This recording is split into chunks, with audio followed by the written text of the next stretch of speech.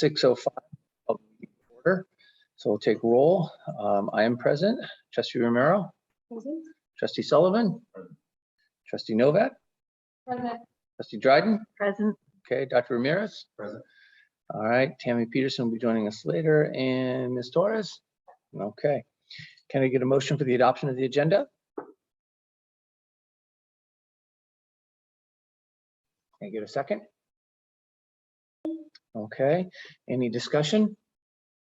Okay, all those in favor of adoption of the agenda as presented, all those in favor? Aye. Motion the agenda adopted 5-0. Do we have any public comment on closed session items this evening? Okay, so that being said, we'll go ahead and adjourn to closed session, and then we'll re-adjourn hopefully about 30 to 35 minutes in public session. Okay, see you guys in about half an hour. Adjourned from and reporting out that we had action taken versus regarding the superintendent's contract, which will be reported out later in the agenda under item 12A. We also note that Trustee Nowak had to excuse herself, and so we're going to continue the meeting with the 4 trustees here. So if we could stand again, I apologize about the delay there. Thank you for your patience. I apologize about that. So if you could stand and join us in the Pledge of Allegiance for the opening pledge.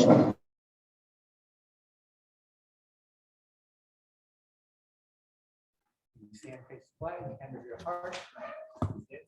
I pledge allegiance to the flag of the United States of America and to the republic for which it stands, one nation, under God, indivisible, with liberty and justice for all.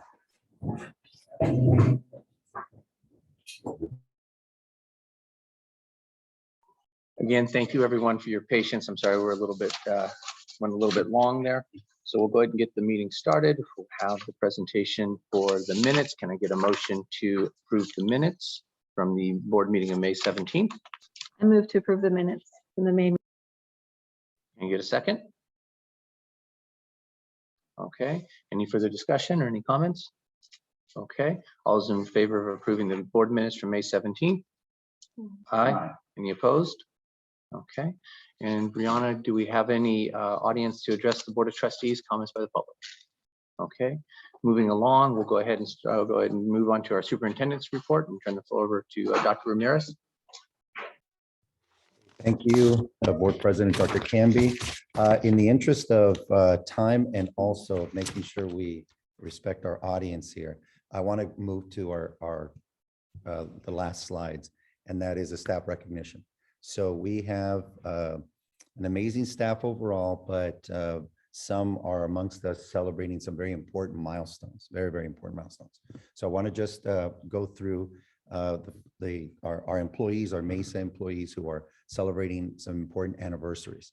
So let's go ahead and get started with Mrs. Buchanan, who isn't here, but she's celebrating 5 years now with Mesa. And next we have Mr. Eliseo Puga, who is our facilities / bus driver / a lot of other things for sure, and has been so for 15 years. So I want to have Mr. Puga.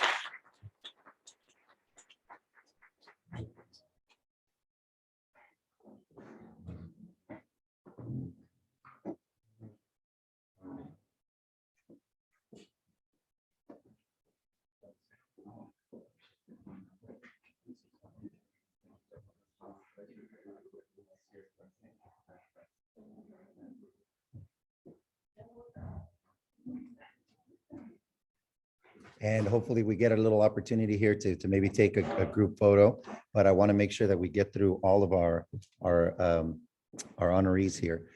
Next, we have some those are big milestones for sure, but now we have some additional milestones. And I'd like to celebrate Mrs. Wagner, Miss Michelle Wagner's 20 years of service.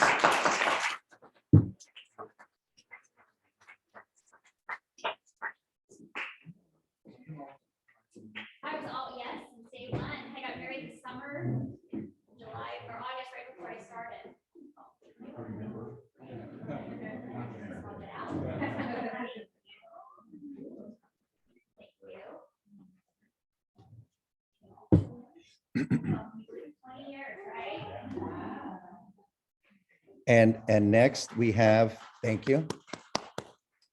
And next we have Mr. Matt DiMaria, also celebrating 25 years. My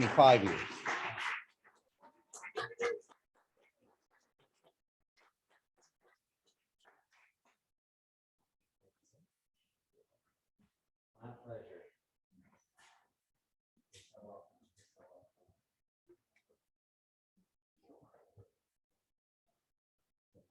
I'm gonna get off screen. And this is Julie Bowman.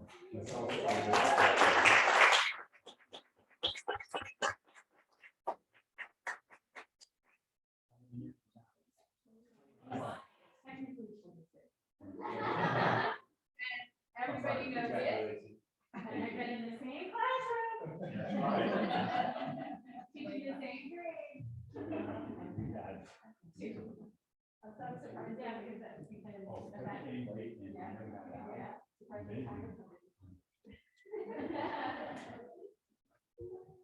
All right, and next, so Mr. Rosen isn't with us, but Mr. Rosen is celebrating 14 years, and he will be retiring from Mesa as well. Recording in progress. So, with that said, I did also, however, want to acknowledge and celebrate Mrs. Alice.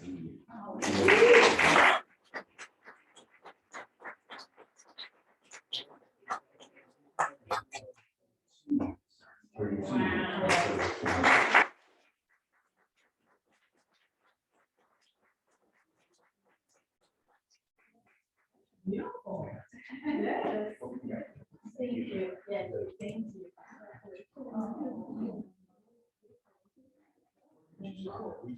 I started in 1990, and Miss Sanchez and Larson. I had some of your kids.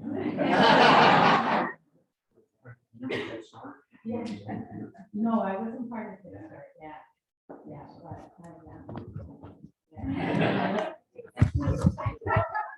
So if we can maybe just take a group of photo with our board, everybody as an honoree. You need to be front and center.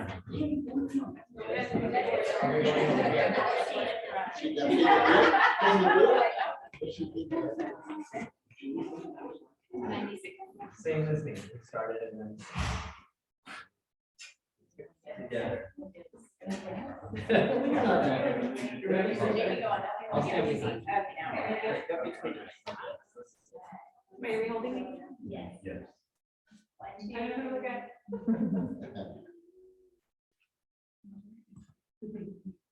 Beautiful.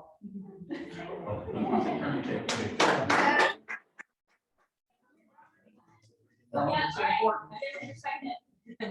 Do we need to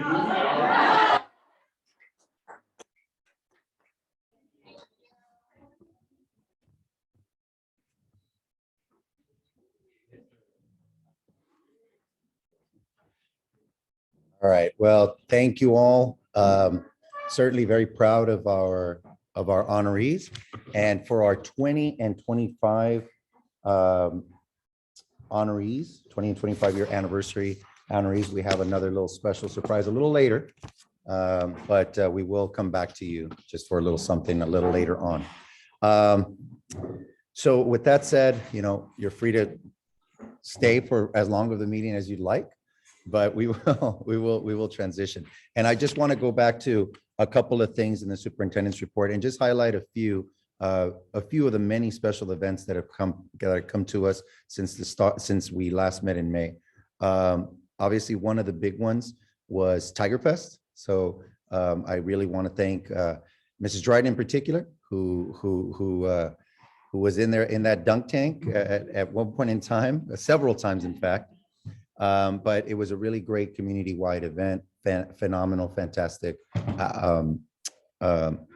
participation, and just a great event. Mrs. Romero was there, Dr. Camby was there, and just thank you very much for supporting us.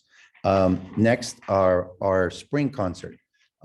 Miss Wong, phenomenal performances, just great program, really top quality performances by the kids.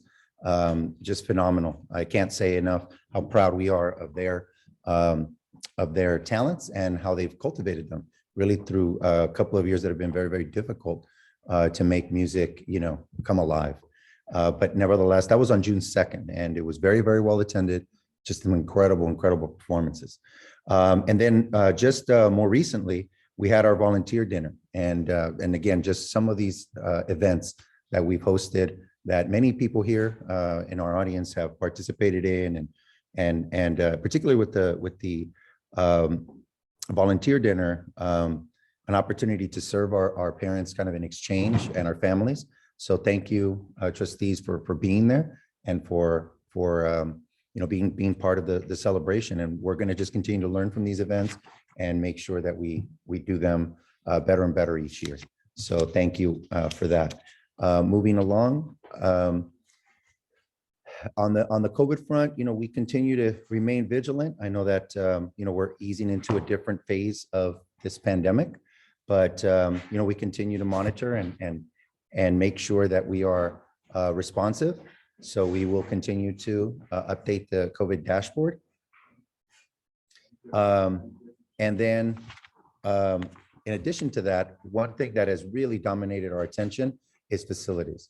So we are moving completely ahead with our two major projects, HVAC and window replacement. And that is going full bore on Monday.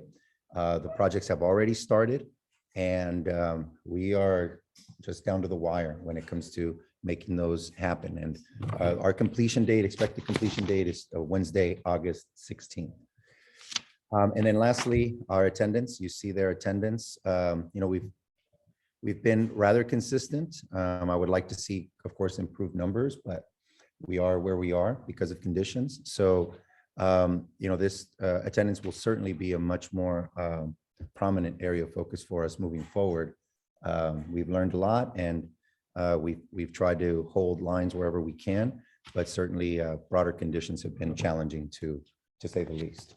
But with that said, I'll conclude just with some upcoming events to reiterate to the board an open invitation to any or all these events. We will be having promotion for our 8th grade students come Friday at 4 p.m. right out here in front of the NPR, in front of our library. And so you're more than welcome. It's 4 o'clock on Friday. Your presence would certainly be appreciated if you can at all make it. But we're planning a very, very nice celebration with as many individuals from our community, families, friends, and guests as we can. So with that said, I'm going to go ahead and conclude my superintendent's report. Okay, thank you, Dr. Ramirez. Board, any questions or comments regarding the superintendent's report for Dr. Ramirez? Okay, all right, so moving along to board members' reports and communications. Do we receive any correspondence to the board? Okay, and do we have any board members' reports or communications? No. All right, any board members' interests or concerns at this time? The thing I guess I want to share with the community is that there was talks of there not being a yearbook for this school year, but that is something that is being fixed this summer, and there will be yearbooks to be distributed in the fall. So that's something that was not able to get done by the end of the school year. So, as a district, we apologize to all of those families, but it's something that will be available in the fall. How is that being communicated to the community, especially the students? We will communicate it first and foremost to our staff. I know our staff has started moving forward with some memory books and just capturing things as grade levels. Not all grade levels, but in certain grade levels. So we will find a way to communicate that more broadly at the end of this week, and then continue to figure out, what the right channels are for ongoing communication, particularly once we land on a vendor and how that all gets situated. Okay. Yes, if anybody has pictures, start finding them because we will want them. So families and teachers, everybody. All right, thank you, Trustee Dryden. Okay, so next item is the consent agenda. Can I get a motion to approve the consent agenda? Can I get a second? Okay. And in discussion, any items that we'd like to pull out to discuss individually? Item G. And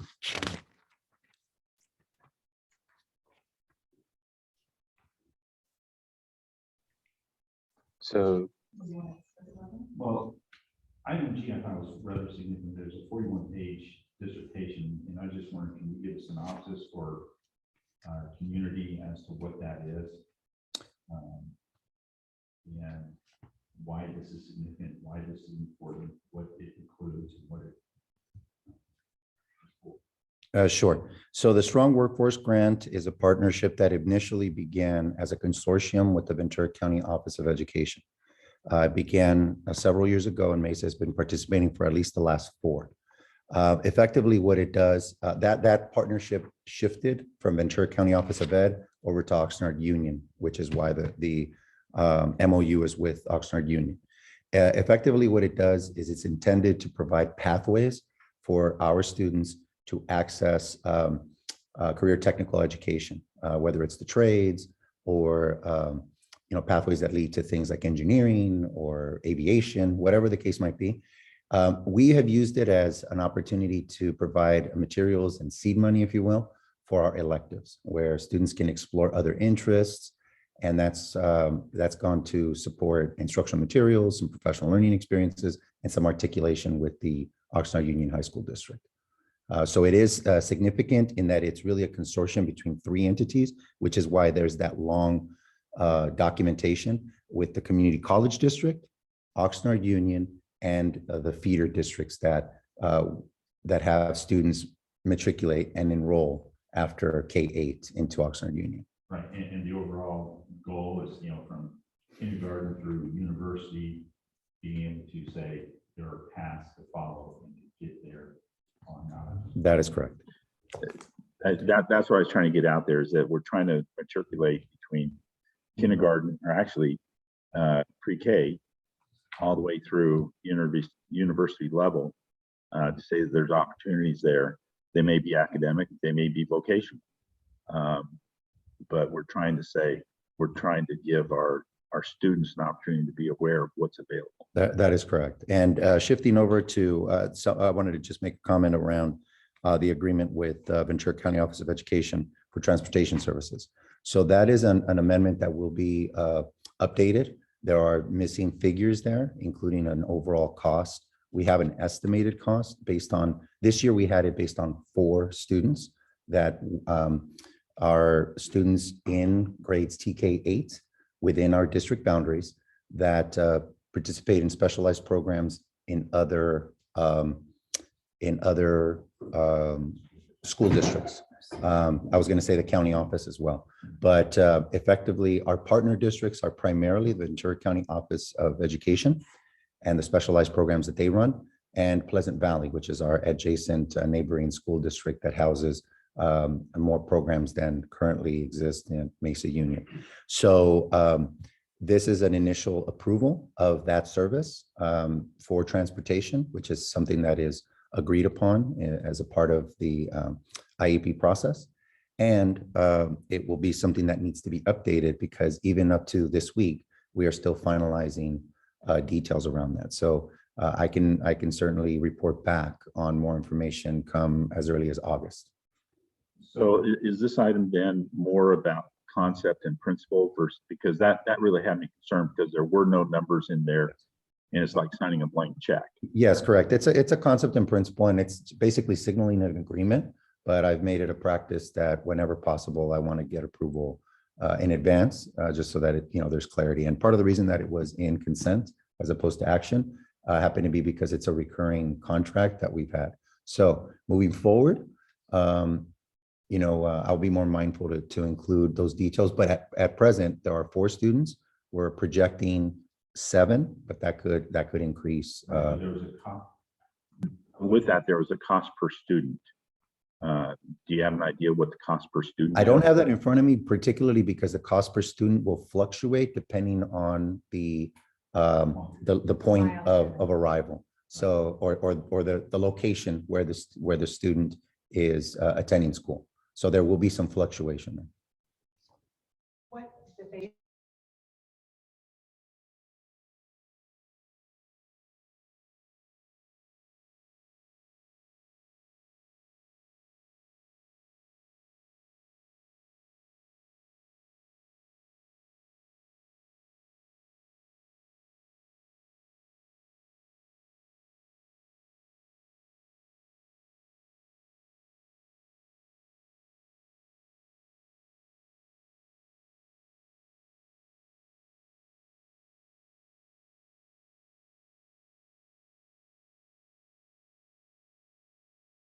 I think then along those lines, because for here it's a contract that we're approving.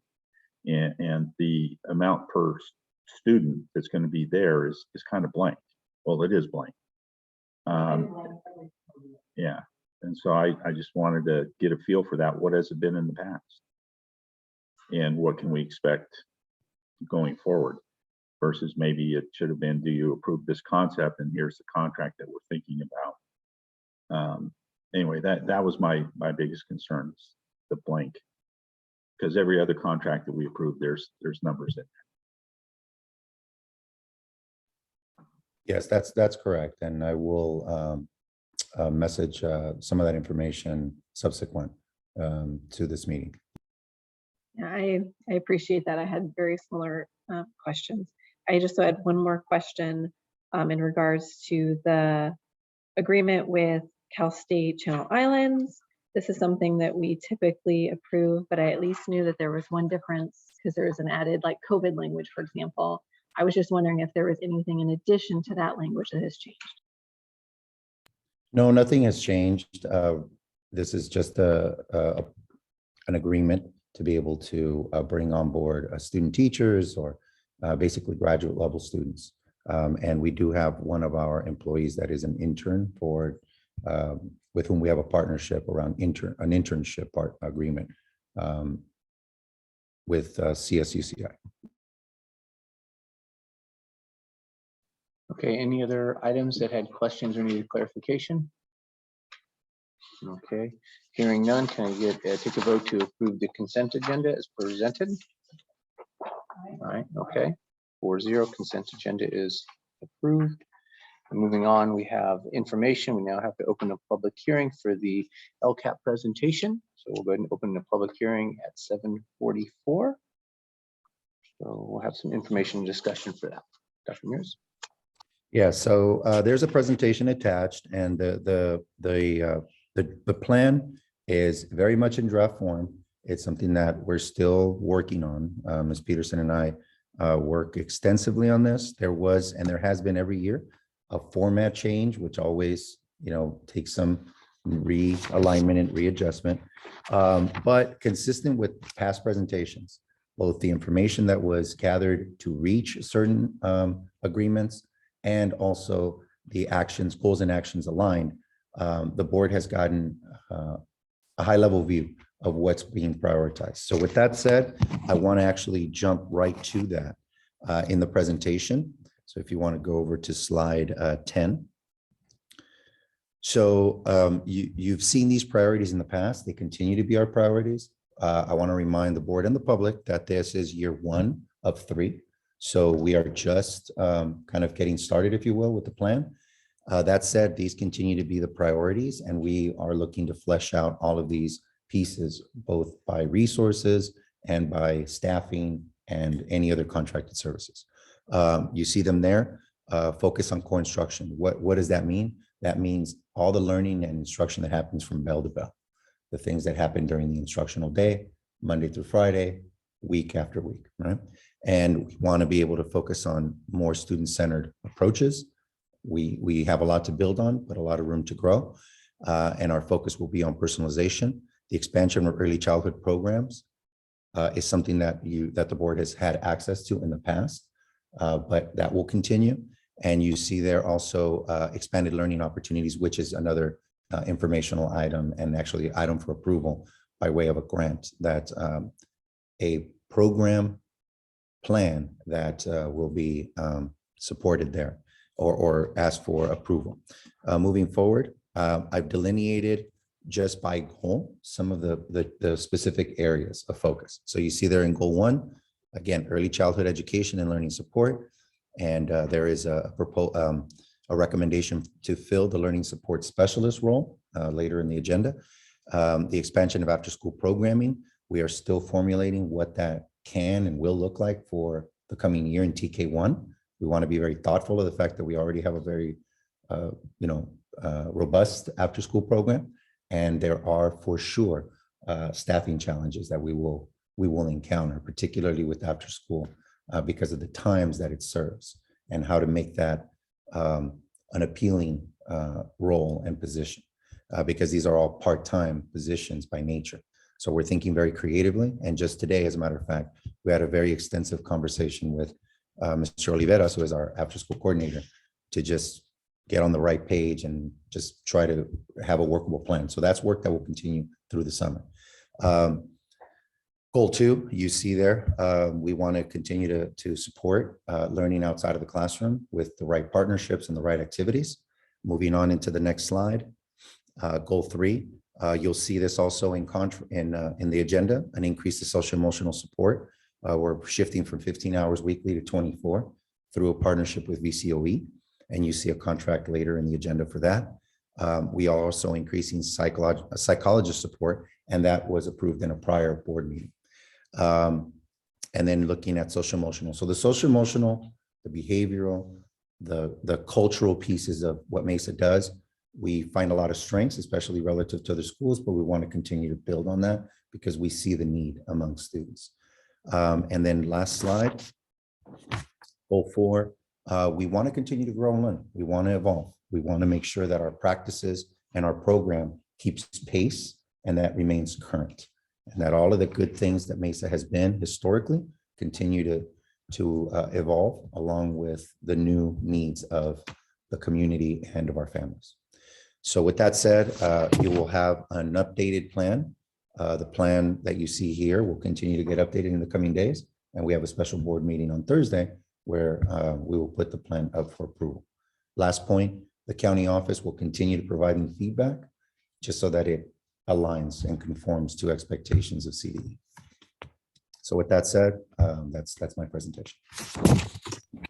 Okay, any questions for Dr. Maris? A quick one. The draft that we'll be approving on Thursday is item number 2 on here. So then those links will be available. Yes, and we've updated the links, so they're live now, but I will certainly send over a plan directly to the board so that it's a document in hand. Okay, any other questions or any discussion? Okay, so that'll close the public hearing regarding the Lcap. And then item B, open a public hearing regarding the 2002-2003 financial budget. So Tammy Peterson, I'll go ahead and turn that over to you.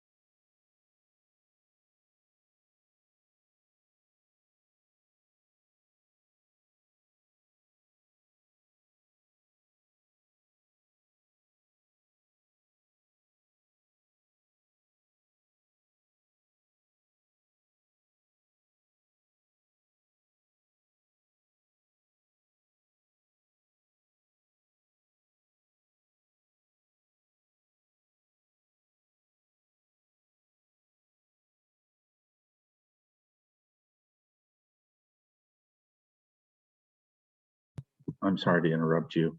Are you not a panelist? Because our teachers and our union representatives are in this room and they're watching and they can't hear anything that you're saying. Fairness to them.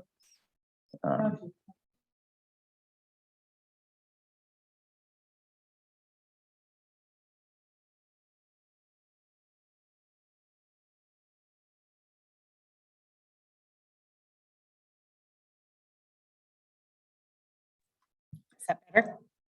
Okay. So with that being said, actually, if you go back one slide, Brianna, there you go.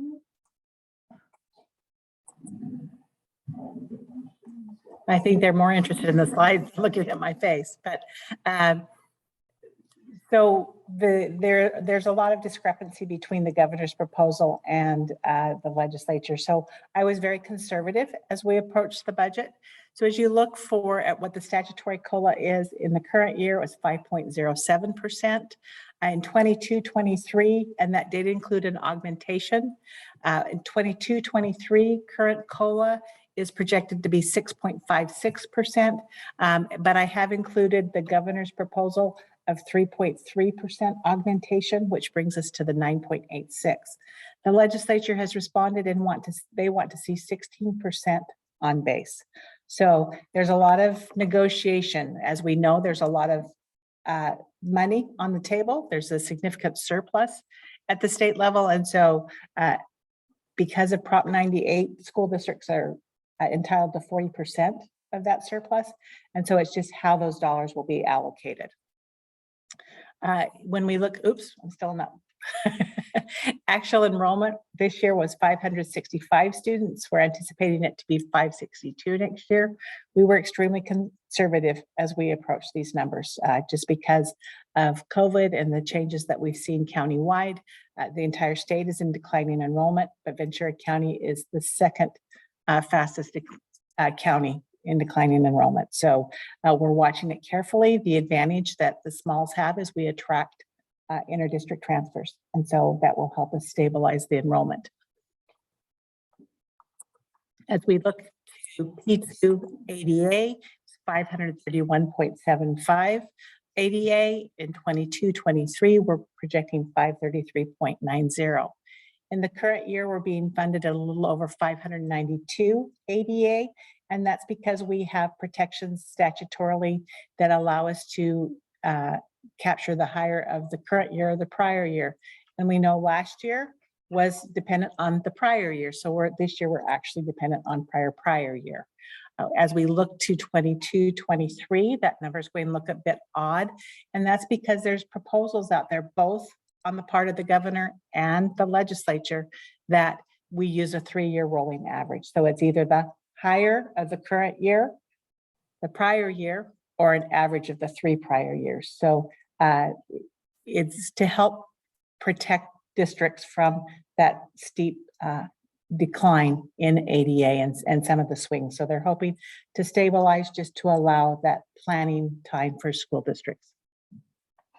When we look at our year unduplicated pupil percentage, this current year it's 41.22%.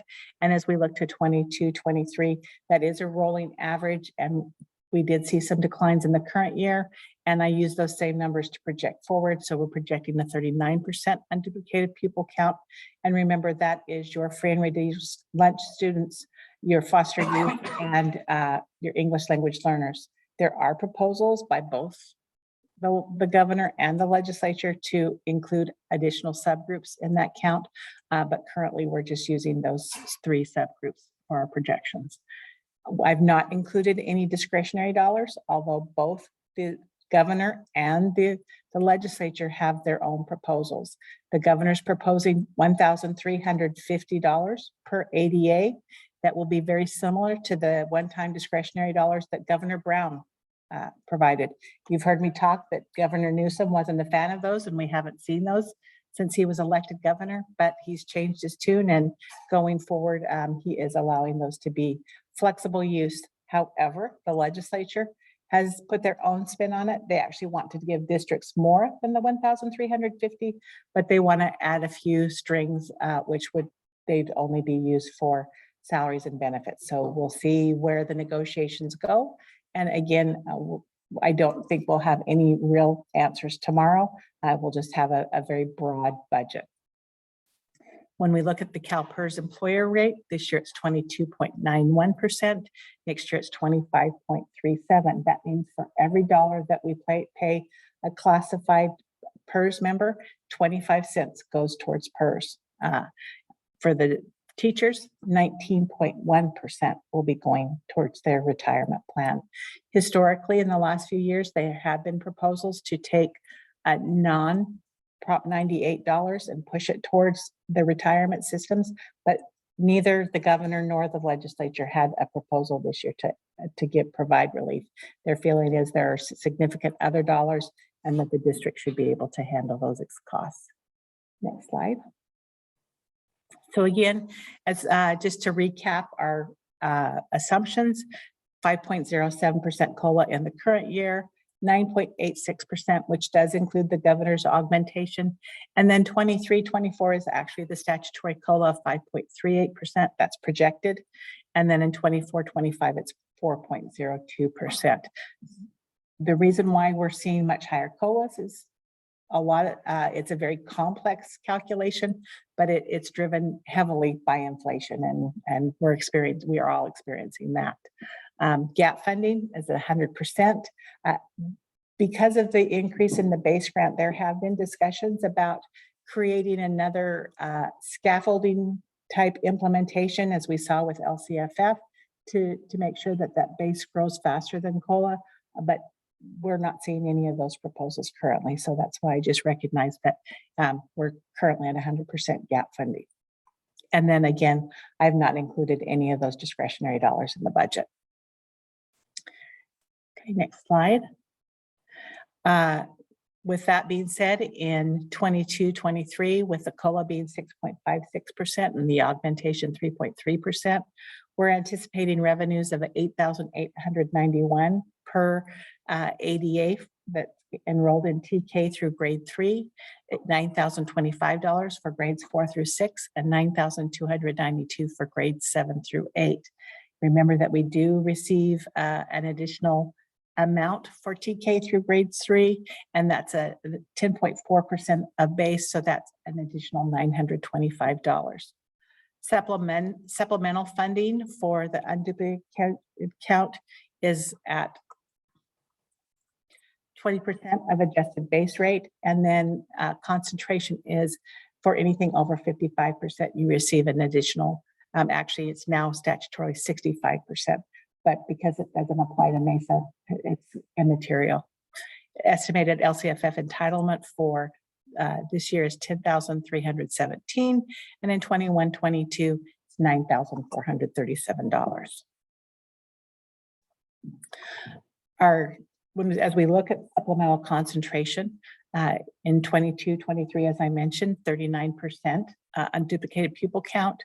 23-24, that drops to 35.96, and then it becomes more relatively stable just because we're seeing enrollment stabilize. And again, I use current year's numbers for projections just because it can vary from year to year. So that's 35.4%.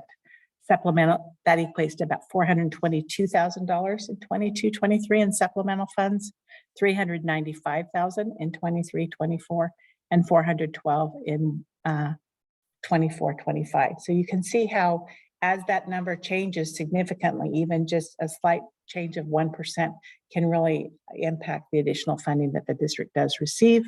That equates to $10,317 in 22-23, $10,805 in 23-24, and $11,206 in 24-25. As we look at your estimated actuals versus budget, you can see that increase in LCFF from 5.5 million to a little over 5.9 million. Federal revenue, 689,000 this year. We do have significant carryovers into next year of ESSER monies, and those have been recognized next year in the budget. We only recognize as particular federal revenue in the year that it's expended. So that's why you're seeing it fall out of this year's budget and recognized in 22-23's budget. State revenue in 21-22 was 491,000. It drops to 282,000. As you recall, we received several categorical grants this year. The Educator Effectiveness Grant. We saw some changes in the we now have the ELOP grant, which is ongoing. There was a kitchen grant. There were several special ed grants. many of which were just one time, and that's why you're seeing that decrease. And then local revenue drops from 1.17 basically to 866,000. And that's because we did receive that ECF money, the Emergency Connectivity Fund. We received over $225,000 for new devices. And so that's considered local revenue, and that was recognized in the 21-22 school year. So that's why there's that decrease. Certificated salaries, there's a slight drop just because of some right sizing. We also had some individuals that were being paid with federal monies. Those contracts have not been removed going forward, and so that's why we see a slight decrease. Classified salaries is up slightly. That's due to steps and columns. Employee benefits are up. PERS and STIRS are the primary drivers of that change. And then books and supplies is fairly static, but again, that's where we put a lot of the placeholders for those additional monies. And then in same thing for services, they drop slightly. We use a significant amount of those ESSER dollars to pay for some services, as well as last year's ELOG grant. So that's the Expanded Learning Opportunity Grant. And then this year we had a capital outlay of $20,000. We normally budget that as it occurs, so we did not recognize any. We don't have any anticipated projects within the general fund, although we do have the large HVAC window project that's going on this summer. That's recognized in Fund 21. And then other outgo of $556,000. A portion of that is money that passes through to Golden Valley. And then it's projected to be $539,000 in 22-23.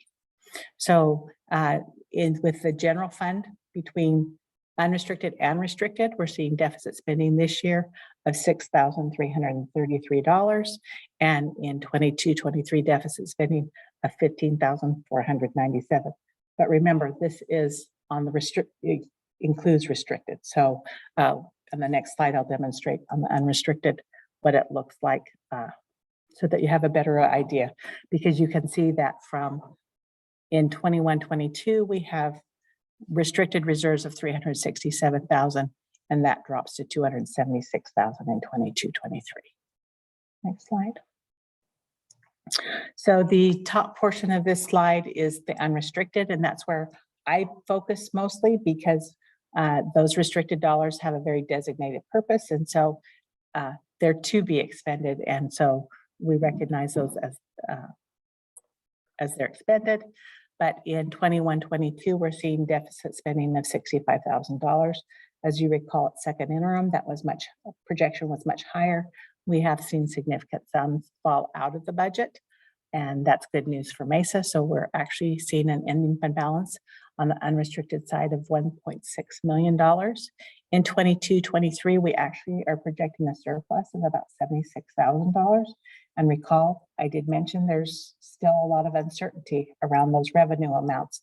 We're fairly certain about our expenditure amounts, but we, until we have an actual budget, which we'll bring back again at first interim, and we'll have more updated realistic numbers for revenue at that time. In 23-24, we see a slight surplus of $3,930. And in 24-25, we're seeing a much larger surplus of $216,000. All of this is really good news for Mesa. It shows that your budget is stabilizing. So our available reserves in 21-22 are almost 21%. They grow to over 22% in 22-23, 23% in 23-24, and up to over 25% in 24-25, which always makes my heart feel better. I like to see those reserve numbers well above that 20%. It just gives me that comfort factor. Next slide. As you look to your other funds, you can see as we look to 22-23 in your cafeteria fund, it's done very well. You have a large number of students participating in the program. This year it was Seamless Summer Option. We're transitioning to the Universal Meal Program. which is good because all students will be entitled to free breakfast and lunch. The only downfall is it's difficult to get those parents to fill out that free and reduced lunch application. And that's what we use to qualify for LCFF funding. So the district will need to be creative to get those applications back.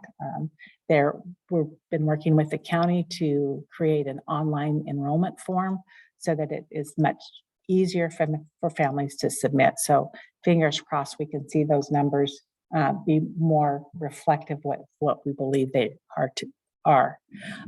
Deferred maintenance, we're just recognizing interest revenue in the current year and next year. So we in the 22-23 year with $322,000. And just remember that's money that we put as a placeholder for maintenance, ongoing, or not, it's not ongoing maintenance, but deferred maintenance, such as larger projects like plumbing, those types of things. Pupil transportation equipment. You recall that last year as we closed the books, we were able to put money in that fund, and it was very helpful because we were able to purchase a new diesel bus. It was one of the few on the West Coast. So we were very happy that we were able to get it in such a timely manner. And that leaves that fund with about $55,000. We have applied and are in the process of applying for an electric bus. There's a federal grant out there. So that's our hope. We've held one of the older buses in reserve because normally you have to exchange one bus for another. And so we're hopeful that we will be able to obtain that grant. Reserve funds, again, we're just recognizing interest revenue. We have $53,000 in one fund, $11,000 in another. And then in your bond building fund, we're projecting an ending fund balance next year of $3,889,000. In the current year, we have recognized the expenditure of the project, the HVAC project, that encumbrance, but most likely it won't come to fruition. We're just making progress payments currently, and that will close out in the 22-23 year. In Fund 25, we have about $95,000, and in the Fund 35, we have about $56,000. And then, as you recall, the bond fund is merely to pay debt service on the bond fund. So all told, the district's in great shape. We have some money in reserves. It's our hope to continue to build those reserves as we move forward into the next year. Any questions? I think there's one more slide. So as you recall, in the last few years, cash flow has been a significant concern because of the deferrals that the state chose to do. Those have all been reversed now. So as we move forward to next year, one of our difficulties is to having too much cash on hand. Cafeteria is one of the funds that we're concerned about. They have changed the requirement. Previously, it was 3 months operating capital.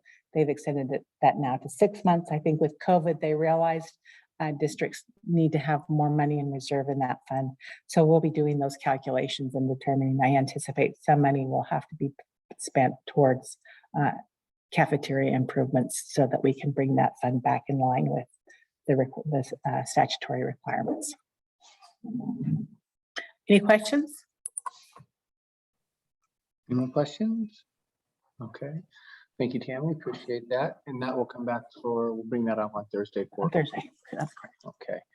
All right. So moving along now, we have a presentation regarding the Universal Pre-Kindergarten Planning and Implemental Grant Program Plan. So Dr. Ramirez? Yeah, so this program is for information only. So it's just an overview. And there's a broader plan there in place. Much of this content has already been covered in prior presentations. A few takeaways. Number one, the state is providing additional funding, and this is embedded into the conversation that Ms. Peterson just provided. There's a commitment, or a promise at least, to fund the expansion of universal preschool, universal pre-kindergarten for districts. So for us, what does that look like? An expansion of TK, which the board is very well aware of. Moving on beyond that, what's coupled with that, of course, is the expanded learning. So even though those two are separate, they are related. They are related in terms of programming. So our commitment will continue to be to increase access and to provide better and better instruction appropriate to the grade level. And that's effectively what's in that plan. Okay. So with that said, if there are any questions, I'll take them now. Otherwise, please know that there will be other opportunities to discuss this transition. Okay, thank you. Board, any questions regarding the UPK? My only question is that we had talked before about a grant that was being given, and I'm not sure if that's just for pre-K because it included much younger students. The early education, early development, is that a part of this? Do we know if we're getting that? Yeah, it is a part of that. I know that Ms. Peterson can answer that more thoroughly, but we did apply. And she put the final touches on some follow-up documentation that was required by the state. That was due in April, and I've not heard a response back except that they wanted more information from us. And that's been submitted. So it's for the facilities grant. So we have, when we submitted our application, we requested to be considered for hardship dollars. So there was a significant amount of additional requirements that they needed. And so that has been forwarded on to OPSC, and that's under consideration. So I know they're trying to do as quick a turnaround as possible. So, you know, we don't have any updates yet, but all the documents have been submitted. One of the things when, we had to get things, they had a deadline that was pretty quick. You know how many people submitted? Did they announce that? They don't. No. So it's a point system, and hardship, there's 80 points possible. If you have qualify for hardship dollars, and to qualify for hardship means that you don't have any bonding capacity, or you have a bonding capacity of less than 5 million. So like a MUPU would be considered because their bonding capacity is only about 1.8 million. So that's 50% of the points, so 40%. And then they take into consideration your free and reduced lunch count. And so we've submitted all of that data as well.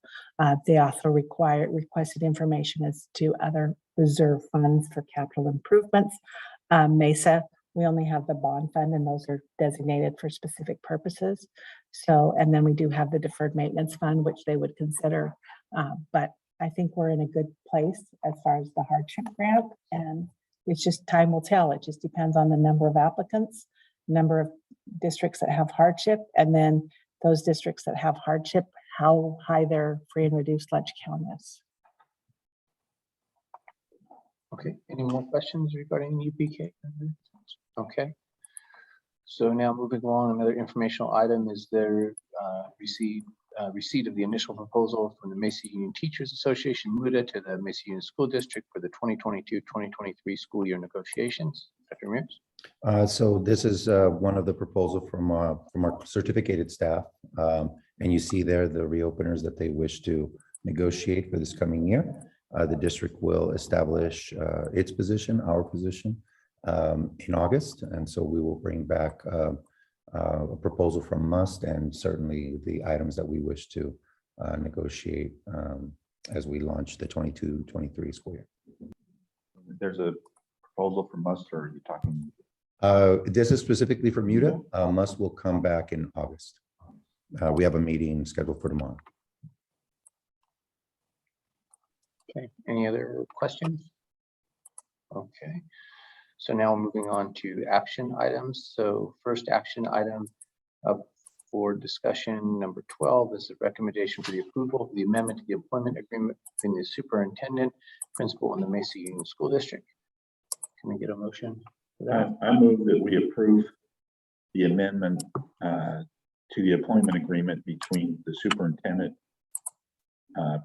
principal of Macy Union School District with the following amendments: that the agreement is between the superintendent only without the principal, and that the health and welfare benefits be the difference between the actual cost and the cap. Did I get that correct? The waiver, excuse me. Can I get a second for that motion? Okay, Any discussion? Okay, all those in favor of the approval as amended? Aye. Aye. All opposed? Okay, approved for nothing. I just want to say thank you to the board and to this community. I'm very appreciative of continuing for the foreseeable future and for a long time in my role. And thank you for the confidence. The board appreciates you and our commitment to you also. All right, so next item is the consideration of approval of certification of signatures for the period of July 1st, 2022 through December 14th, 2022. Can I get a motion for the approval of the signatures? I so move. I'll second. Second, okay, any discussion or questions? Okay, all those in favor? Aye. Aye. Signatures approved for nothing. Next item is the consideration of the adoption. Okay, so is C, consideration adoption of resolution 21-22-18, ordering a regular governing board member election, ordering consolidation with other elections, and constituting specification of the election order to be held on November 8th, 2022. Can we get a motion for the resolution 21-22-18? I so move. And a second, I'll second. okay. Any discussion or question regarding this item? Only a reminder that we have we will have 3 vacancies on the board, and that we are also now by district. And so hopefully people are considering to run. Okay, you're here. So all those in favor of the adoption of the resolution 21-22-18 regarding ordering the regular governing board member election, consolidation with other elections, and constituting specification of the order of election to be held November 8th, 2022. All those in favor? Aye. Aye. All those opposed? Okay, that's approved for nothing. Next item is a consideration of the acceptance of the letter from Daniels, Wolver, Kelly, attorneys at law for the agreement for professional services for the 2022-2023 and 2023-2024 school years. Get a motion for the approval of that. A second. I'll second. Okay, and discussion, questions, Dr. Ramirez? Only to say that we use the firm of Dennis, Walver, and Kelly. Ms. Tammy Peterson is very familiar with them because they typically help us with our contracts pertaining to our capital projects. That's effectively the role they play for us as a district and in partnership with BSA. I have one question. In the movement, it just says what they're going to raise, generally across the board were the rates, but it didn't say what their base rates were. And so that was something that, I wanted to see. That I think the community obviously. It's there, it's just a narrative format. It's not in bullet format, but the cost per title is later in the documentation.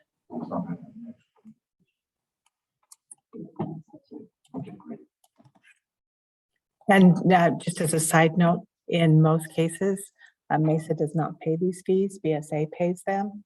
Because normally we inquire and all of the smalls benefit, and so BSA pays for the fees on behalf of the smalls. It's only when it's very district specific that you get charged. Thank you. And that's one of the benefits of this consortium that we have with BSA and with other small school districts, that that collaboration and partnership is actually very cost effective and much more efficient for us. What is the cap on this agreement? Is there a cap that there's no cap? No. There's no cap. There It's is no as cap. needed. There is no cap, but it's as needed. But again, it's a partnership. It's an agreement with us as a district. But as you just heard, Ms. Peterson is also managing it from BSA's perspective. And whenever there is commonality among small districts, BSA does incur that cost. So I forgot to mention that, and it's an important point to make. Any more questions or discussion? Okay. All those in favor of the approval or acceptance of the letter from Dennis, Wolfer, and Kelly, attorneys law for the agreement for the professional services for the year 2022 and 2023 and 23 through 24 school years. All those in favor? Aye. Opposed? Okay, it's approved for nothing. And moving forward, next agenda item is the consideration approval of the legal services agreement with Hatch and Cesario, attorneys at law for the fiscal year 2022-2023. Can we get a motion for approval for that? I move that we approve the legal services agreement with Atkinson Sarah. It's our attorneys. I'll second the motion. Any questions or discussion? Okay, I'll simply add that in a similar fashion, this agreement with Hatch and Cesario is for, we use that firm specifically for special education matters. That is their expertise. However, we go through our Ventura County School Self-Funding Authority. That brings with it a $200,000 coverage cap for every district. As a district, we've never come close to, and knock wood, we never will. But that would only, this agreement would effectively only cover matters that are outside of the scope of what a self-funding authority would cover or above the cap. Did you say yearly cap or is this? This is so it's twofold. It's a yearly cap, but it's also by case, can be by case, because there's flexibility there for us. any further questions or discussion? Okay, all those are in approval for the legal service agreement with Hatch and Cesario for the fiscal year 2022-2023. All those in favor? Aye. Okay, 4-0. All right, next item is the consideration of approval for the commercial roofing system incorporated proposed change orders. And there are 5 change orders presented there. All those, can I get a motion for approval?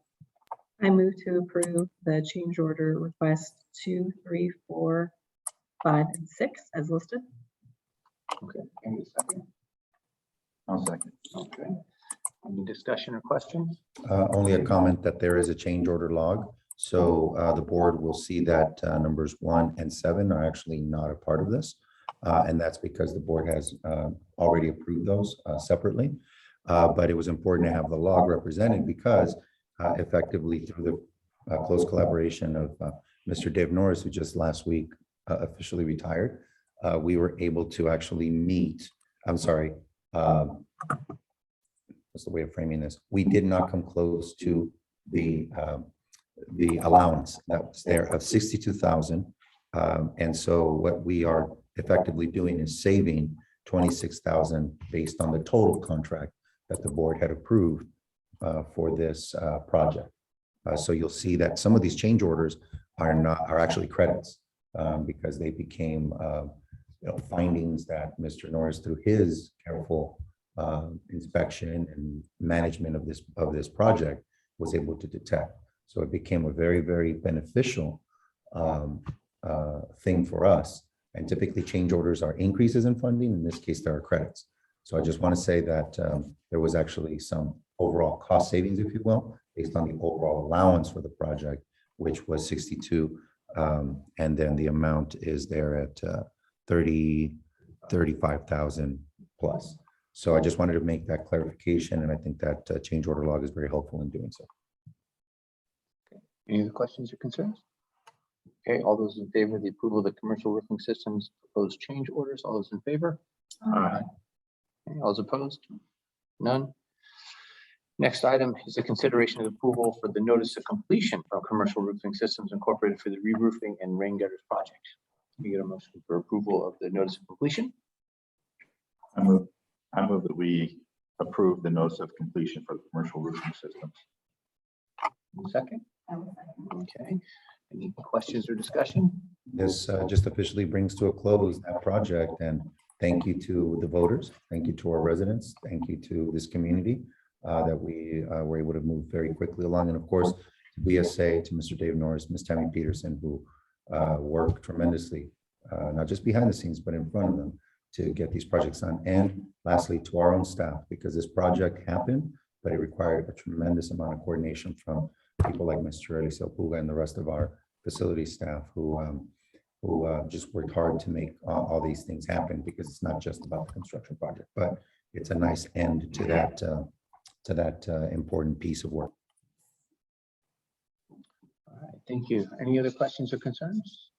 Okay, all those are in favor of the consider the approval of the notice of completion from commercial roofing systems for the re-roofing rain gutters project. All those in favor? Aye. All those opposed? Okay. Moving on, item H is the consideration approval for a proposal of invoices from Francisco Ramirez Tree Service for the synthetic grass and rock installation, both in the playground, landscaping, and rock installation. All those in favor? Or can I get a motion for approval, or get a motion for approval for the proposed invoice? I'll make a motion. Discussion. Motion to approve.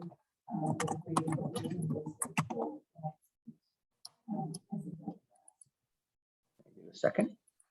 I'll second the motion. Okay. Any questions and discussion? Yeah, so there are 3 areas that are being proposed. One is actually, I'll start with the part that's most visible, which is the front of the campus. So we have a hard time maintaining grass or even landscaping over in the area in front. There's just tremendous amount of foot traffic. It's been attempted before, it's been attempted historically.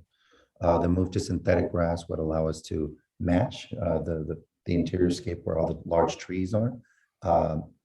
And it's the space immediately adjacent to the cafeteria, on the back side of the cafeteria.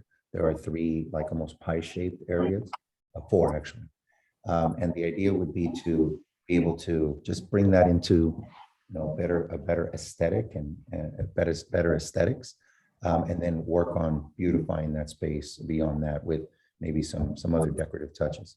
But it's just very difficult, almost impossible, to maintain any foliage there, including any grass. It's very difficult, just a very difficult area to maintain. It's been attempted before and very nobly, but it just hasn't taken. The second area, yes, it's next to that second U where the middle school drop off is. That's already installed, is that correct? Say that again. It's already installed? It is not already installed. No, it has not been installed. Okay. It has not been And installed. I'm going to echo the fact, because I've been involved with the planting of that area. And as soon as we planted in that area with native pollinators, students, as they're dropped off in the circle and wherever, just walk right across. Yeah, the foot traffic makes it impossible. Just heavy foot traffic. Yeah, it is. Good solution. And that was really the thinking behind moving in that direction years ago by actually Mr. Ramos, who installed that very synthetic grass that's out in front of the trees, the one that's covering the tree roots basically, or the ground covering them.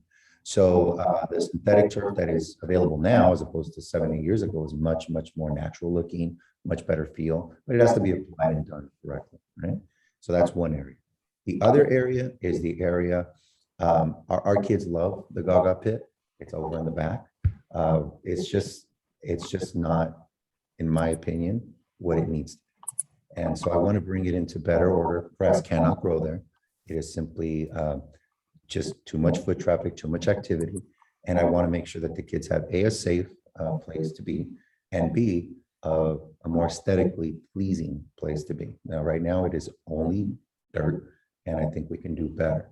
And there has to be a border around it as the kids wait and wait their turn, if you will. So it will bring a better aesthetic look, but more than that, a more functional space for our kids, because they play there all the time. The third space is the space between 2 portable buildings, what is currently Ms. Fong's classroom and Ms. Fisher's classroom. There's a small space there that has been a garden, and I want to be able to have some flexibility around what it can become. There are currently garden beds there. There are 3, and there is rock there, but it's just not properly installed. There's a lot of foliage that comes out, and it's a very difficult space to maintain. However, it is a space that can be much better and even functional. So I'm considering, how to bring that up to speed, how to make it look aesthetically more pleasing and more inviting, and then start to align maybe some benches there, maybe some seating there. We'll decide, as things go along. But I want to bring it up to a better condition, and this is one of the ways to do it. Plus, it gives us a little bit less space. We have 17 acres worth of property. And if it gives us a little space that's both an outdoor space and one that doesn't require as much upkeep, then I think it puts us in a good position to have a win-win. So that's kind of an overall description of what I'm envisioning. My other question regarding that was, residential properties and commercial properties can apply for credits when you're taking out vegetation and putting in a synthetic turf. So I didn't know if, as a government, we're not allowed to do those things, but I just wanted to ask a question. I'll have to look into that because I'm not sure, and I'll have to double check. Either way, though, most of those, I don't think there are. most of those operate by way of reimbursement anyhow. Yeah. So we would have to complete a project and apply for it regardless. So I will look into it, but mostly it's to approach residential customers. It's been my experience. And a lot of that is, through local city ordinances and incentive programs. The key part of that is taking pictures before and after. Well, and the other piece of it is we use well water, and many of those incentive programs are because you're on some type of a domestic system. And so it's normally the water district that generates those rebates. But, we'll look around. But I just want to make sure that these projects get done sooner than later, because I'm already thinking about how to open the year, and there's other ideas that I have for how to welcome our students back, in addition to, of course, this big project that we have. I just want to make sure that our facilities are always in good stead and appealing to our kids and to our families. Okay, any other questions or discussion? Okay, all those in favor of the approval of the invoices for Francisco Ramirez Tree Service for the synthetic grass and rock projects as described, all those in favor? Aye. All those opposed? Okay, none. All right, 4-0. Okay, now moving on to the next section, which again is now regarding educational and student services. The next item is the approval of the expanded learner opportunities program, the ELOP program plan. Can I get a motion for the approval of that? Make a motion to approve. In a second. I'll say. Okay. All right. Any questions or discussion? Sure. This is actually an updated, a plan. There were some details that I brought current, the sample schedule, as one example. But effectively what this is what you've heard in the Lcap presentations, not just this one, but prior. We are looking to, this specifically talks about expanded learning. It's not specific to after school. It includes after school. It could be before, after school. There's flexibility in that. And it's primarily for grades or it's directed toward early grades all the way up to grade 5. So Ms. Peterson and I have talked a great deal and at length about where we can, use that funding, complementing some of the funding and staffing of the already existing full steam ahead program that we have, and how to bolster that program and how to augment and implement an additional layer involving lower grades. So all of those plans are still very much in the works. This is more or less a high level view. There will be funding associated to that. And of course, we have to wait for the governor's proposal or I'm sorry, the budget to be approved and whatever comes out of the trailer bills. But the point being that that's where these efforts will be directed. And the commitment on the part of the state is that they're going to be renewable funds. So they will continue. But this hard work of expanding a program and hopefully seeing it evolve will continue over time, because we are literally getting a summer's notice to make a major expansion. I know it doesn't feel that way, but for a district our size to expand into additional grade levels, particularly those grade levels and those grade spans, those age spans, it's a big, big lift. So, we want to be thoughtful about it, but this will allow us to move in that direction. And so this plan is required, and that's why it's here for the board. All right, but know that it's not a finished product by any means. Because that was my question is who is it going to, when is it due? And there were just a couple of things that I pointed out to you earlier. So I just want to make sure we didn't have to finalize it, that it can still be editable. Yeah, This is just to check the box. It will be audited by the auditors. yeah. For If we have compliance. our There's no auditors. submission to county or the state. Yeah, we have our auditors, and our county office acts in proxy for the state. And so we will be submitting it to them. But it's well understood that given the conditions and the recency of the request, that everybody's going to be in a space where there's some flexibility. And please know that anything that the board approves that requires any editing or formatting after the fact is 99% of the time very much expected and allowed. Okay, any further questions or discussion? Mr. Sullivan, take a breath. Okay, you're good. All right. I thought you were thinking I thought you were composing a thought there. Okay, so all those in favor of the approval of the expanded learner opportunities program plan, all those in favor? Aye. All those opposed? Okay. Moving on, the consideration of the acceptance of Macy Union School District Framework for the Future and Learner Profile. Can you get a motion for the approval of that? I so move. Can you get a second? I'll second that. All right. All right, any discussion or questions? Sure, I will just jump ahead to say that this is still a draft plan, not in terms of the content, but in terms of the layout and the aesthetics and pictures and all of that, all of the above. We're still very much in communication, but it's kind of taken a little bit of a back burner only because other things to close out the year have become much more pressing. That said, I'm very proud of this plan. I think it provides a foundation and a direction and a horizon. It is an agreement and a commitment to the community around what we want to see educationally for our students and how we need to both take stock of the things that have made Mesa Mesa for the last 80+ years, but also where we have opportunities for growth, and it kind of channels our attention.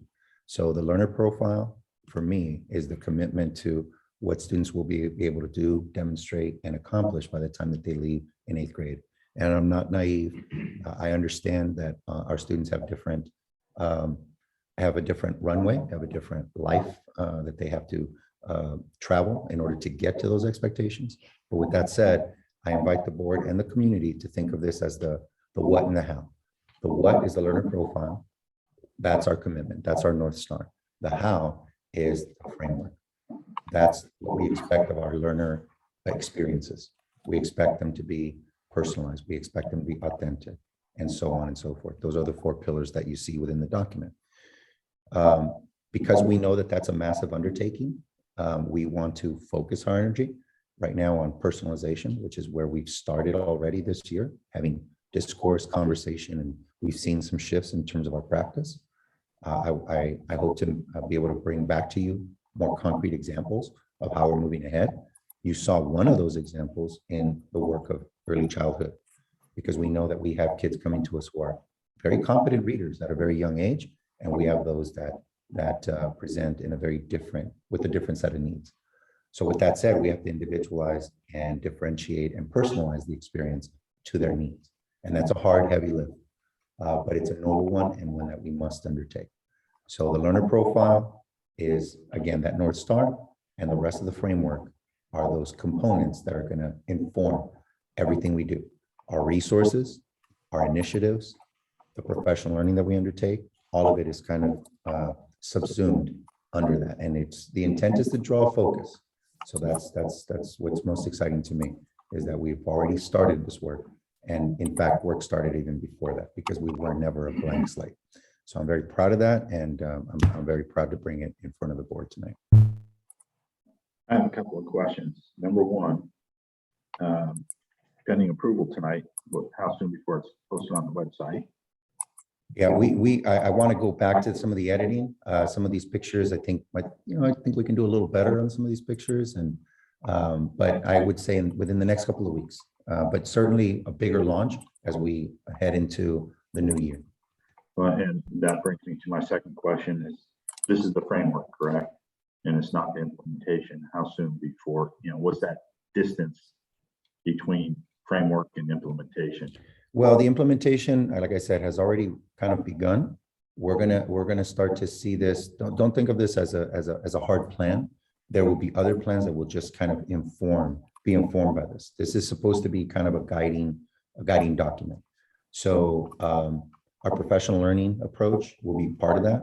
Our partnerships will be part of that, right? So all of these things will start to flow.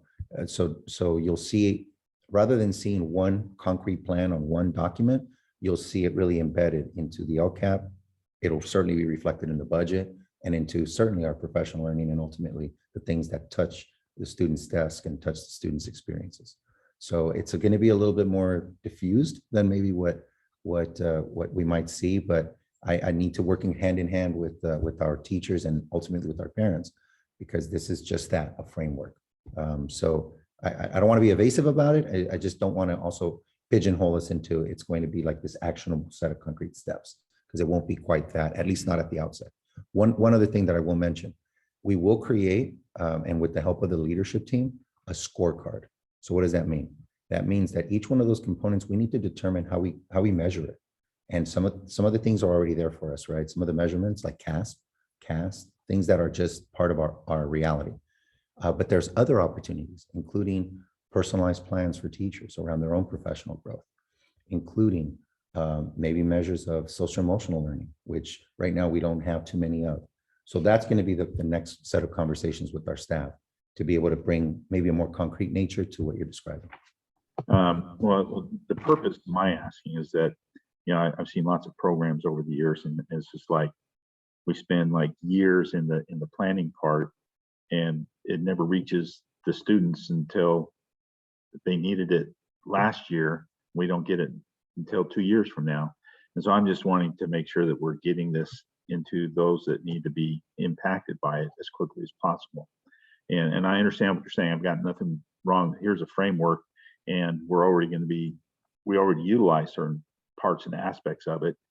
And I just want to make sure that, we're impacting students and their ability to capture and see this is affecting me this year, as opposed to 3 years from now. Yeah, you're looking for that immediacy, right? Because we don't want to just plan to plan. So what I will say is, to me, the work that we're doing in early childhood, the work that we're doing in TK, K, and 1 falls very much within this framework, and specifically to that sliver of personalization, voice, choice, and agency for students. Those are tenets more so than a roadmap. So what we're looking to do is break apart our practices, see what parts of it we want to remain, and there's many things that will, but also invite opportunities for change that is appropriate, that is really indicating also what parent expectations are. And I think the fact that there was parent voice in this tells us that there's an energy around this, and some of our parents are also staff, so they have a vested interest in making these adjustments and making sure that we're all pulling coherently in a direction. So I hear the sense of immediacy about that, and I'm very much in agreement with it, which is why, the rest of this plan you'll see, even the rest of the agenda, you'll see components of what fits within this framework. Okay, any other questions or discussion? Okay, all those in favor of the acceptance of the Macy Union School District Framework for the Future and Learner Profile, all those in favor? Aye. All those opposed? None? Okay, so that's approved for nothing. So the next item, again, as we said, going into the next step here is the consideration approval for the proposal with Learner Centered Collaborative, provide professional learning services. All those in favor? Can I get a motion? I'm Move sorry. to consider the approval of the Learner Centered Collaborative professional learning services for 22-23. Can I get a second? I'll say. Go ahead. Okay, discussion. I just wanted to say that, this would continue a partnership that started this year. We will continue to work with Katie Martin, at least that's the plan. We've talked about having her now in person for more days to work with specific teacher teams. We haven't made any agreements about that more concretely. So I also invite the board to view this as a not to exceed type of contract. It most likely will fall less than the amount, but it will not exceed that amount. And we're still trying to figure out the right coordination of dates, the right coordination of online opportunities, because we have Learning Wednesdays that have proven to be very fruitful and where there's a lot of opportunity. But I really want to invite the opportunity to come in person, to walk classrooms, to see each other in action, to see kids learning, and to really draw meaning from that. And I think as an outside observer, as a facilitator of learning for adults, she has proven herself to have a very keen eye, by and large, very well received by our staff. And they've run with many things that have already been inspired along the lines of personalization. And that's why we chose that. That's a natural transition for us without veering course sharply and leaving behind all the work that we've been doing. So with that said, I'm optimistic that we can make this partnership a good one and that it'll evolve from there. And I find this to be a really important next phase of this learner profile as well, because we made this framework and we're doing the what we hope our children aspire to become, what skills we hope that they're going to have and attributes. And with her actually coming to our campus and visiting our classrooms and seeing our teachers, she has met a handful of them already. I've been in some of those conversations as well. But I think her coming here gives them the how. How does this look? How do I take this very high level concept and implement it into my classroom? And I think that would be very valuable. Okay. So any other further discussion or questions regarding this? Okay. All those in favor of the approval of the proposal with the learner-centered collaborative to provide professional learning services, all those in favor? Aye. Okay. 4-0. Next item is a consideration of approval for the social emotional services specialist for the 2022-2023 agreement. Can I get a motion for approval? Get a second? I'll second. Okay. Any discussion or questions regarding the social emotional services specialist? Yeah, this is specific to counseling. During a prior session or during the May meeting, the district approved a psychologist agreement because we're working through the county office. This is, it's called SES for short, but this is going to be for services directly to students, either in a one-on-one small group setting or consultation with teachers. And I think that's the other big paradigm shift that we have started to undertake this year. We have to collaborate with our teachers because our teachers have very specific questions where it's not just about the communication with the child. And part of school-based counseling is different. This is one of the major changes. School-based counseling necessitates a conversation amongst the adults to ready the environment, to make adjustments in the environment, to receive children that are experiencing a different set of needs, trauma, dysregulation, whatever the case might be. So it's hard work, but that's why we needed to increase the services, with this particular contract, because we know that the need exists. I'm in favor of this. One of the things that, you've already touched on these things is how do we have a positive impact on the behavioral issues of our students?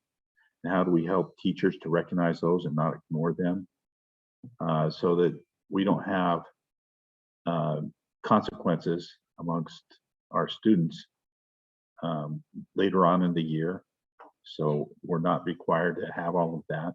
And so that's, I'm really in favor of this, and I'm anxious to see what happens, because I don't know the best way to say, how do we catch these behavior problems well in advance. Yeah, and I just want to say, our teachers have been working really hard, and the landscape has changed on them. We are seeing a very acute behavior present itself, challenging behavior sometimes. That it has an impact on a classroom and on a staff. So anyway, we wanted to increase services just with that in mind.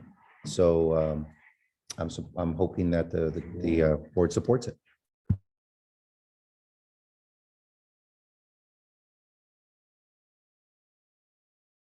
Okay, sorry, my computer died there, so I'm charging it in here.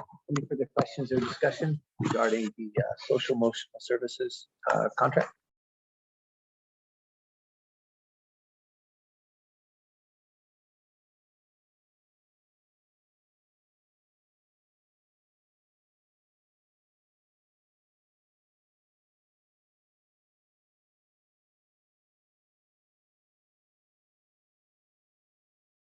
Sorry, having just a little computer technology here, but any further questions or discussion? No?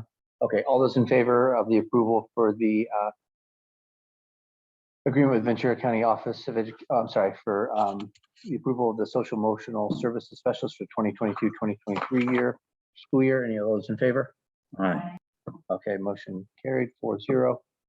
All right, moving on. Next item for consideration is the approval for the agreement with Ventura County Office of Education for nursing and psychological services for the 2022-2023 school year. Can I get a motion for approval? I move that we approve the agreement with VCOE for nursing and psychological services. Can I get a second? Okay, any questions or discussion? I was just going to say, I'm sorry, I misspoke earlier. I mentioned that it had been approved. It's something that has been discussed and presented in the past, but not approved. I apologize for that. So this one is for the psychologist and specifically nursing services, more in line with special education, but not on-site nursing, correct? No, this is this is for psychological services, 80% staffing. They have it here identified as 100%, but it will be an 80% position. And it'll be for our current practice of nursing. We have an on-site nurse, registered nurse, at least one time a week through county office. We're sharing any of this time with, so. This will not be a partnership with SOMAS. This will be a break away from that partnership with SOMAS. So the nurse support will be for generalized, for our entire general population, including students with special needs. The same is true for our psych services. It will be for all students, but yes, there will be specific work done with our students with special needs. Any other questions or any other discussion? But Okay, all we those in currently favor? have 1 day a week. What? It's continuing the 1 day a week. Continuing. So all those in favor of the approval of the agreement with Ventura County Office of Education for nursing and psychological services for the 2022-2023 school year, all those in favor? Aye. All those opposed? None? All right, so next item, and consideration of the approval of the revised 2022-2023 Macy Union School District academic school calendar. Can I get a motion for approval? I'll second. Okay, second. Any further questions or discussion? I just want to make a comment that this is the exact calendar with the exception of one clarification, and that's Wednesday, August 17th, which is an additional staff workday for certificated staff. And there is already an existing 5-year agreement, an MOU that covered through 2022, 2023. So we just wanted to amend that. So there's nothing else substantive being amended in this one. Okay. Any further questions or discussion?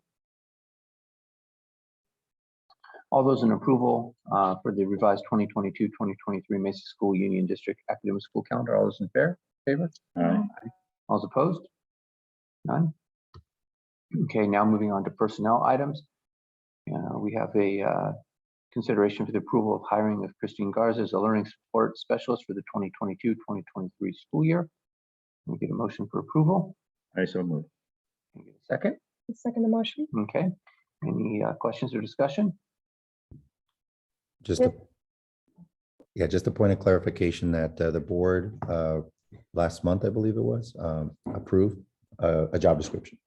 And this is now Mrs. Garza filling that position. It will be effectively a hybrid role where she will have time dedicated in her day, considerable amount of time working with small groups of students as part of our initiative around early childhood learning, specifically in the area of literacy and numeracy, using our Sunday program, which the board has heard about before. And she will also have parts of her day where she will be working with individual or teams of teachers around the implementation of those routines and those areas of focus.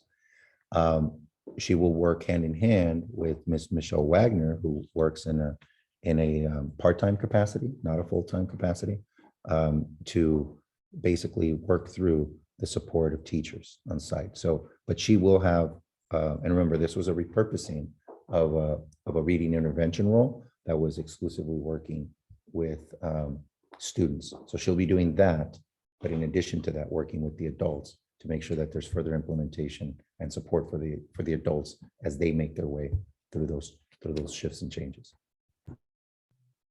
Okay, any other questions or discussion? Okay, all those in favor of the approval of the hiring of Christine Garza as the Learning Support Specialist for the 2022-2023 school year, all those in favor? Aye. All those opposed? None. Next item is the consideration of the approval of the hiring of Cynthia Martinez as a 1.0 full-time employee TKK kindergarten teacher for the 2022-2023 school year. Can I get a motion for the approval for the hiring? I so move. Get a second? I'll second. Okay, any questions or discussion? Okay, hearing none. All those in favor for the approval of the hiring of Cynthia Martinez as a 1.0 full-time employee TKK kindergarten teacher for the 2022-2023 school year. All those in favor? Aye. All those opposed? Okay, none. Next item is the consideration of approval for the hiring of Leticia Cosino as a school administrative assistant. Can I get a motion for approval? Okay, can I get a second? I'll second. Okay, any question or discussion? I just wanted to point out that this is the position left vacant by Mrs. Irene Ramirez's retirement, and that we have already undertaken a transition. So Ms. Cusino will continue with us, and she's currently our family liaison, our health tech and family liaison. So I feel like this transition will be a good one for her and for all of us, and the transition has already been underway. No, she's been interpreting, like when there's a community gathering, Mhm. she's been the interpreter. Yes. Does she continue to do that? We'll have to delineate her role. My goal is to identify others. You know, simultaneous interpretation is a very taxing, but is very taxing and very, very difficult technically. But with that said, we'll have to work that out with her as far as her scope of duties and where she might be able to fill in. But her being bilingual and biliterate will certainly be an asset to us in that role. Administrative positions right now, you know, is Ms. Ramirez too. Jolana, is she bilingual? No, currently she would be the one in the front office, but that's one of the reasons why we want to backfill the position around the family liaison and health tech. And that will be one of the strong criteria is being bilingual. Because I think we need to have that additional staffing.